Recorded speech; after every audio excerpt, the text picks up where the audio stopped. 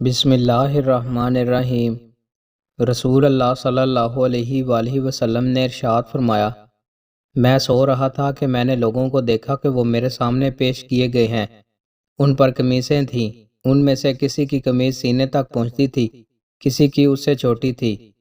عمر بن خطاب رضی اللہ تعالیٰ عنہ مجھ پر پیش کیے گئے، ان پر جو قمیص تھی وہ چلتے وقت اسے گھسیٹتے تھے۔ صحابہ نے عرض کیا، اللہ کے رسول، آپ نے اس کی کیا تعویل فرمائی ہے؟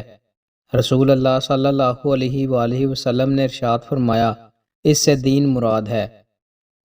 رسول اللہ صلی اللہ علیہ وآلہ وسلم نے ارشاد فرمایا، اگر کوئی آدمی کسی ایسی چٹان میں کوئی عمل کرتا ہے جس کا کوئی دروازہ اور روشن دان نہیں، تو اس کا یہ عمل جیسا بھی ہو لوگوں پر آشکار ہو جاتا ہے۔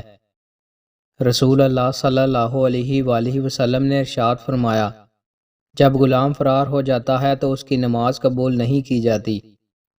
رسول اللہ صلی اللہ علیہ وآلہ وسلم نے ارشاد فرمایا، فاطمہ میرے جگر کا ٹکڑا ہے، جس نے اس سے دشمنی رکھی اس نے مجھ سے دشمنی رکھی۔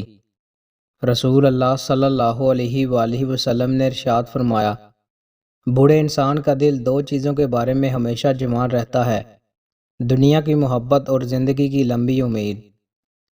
دوستوں، مزید اچھی ویڈیوز کے لیے ہمارے چینل کو سبسکرائب لازمی کریں۔ بہت شکریہ۔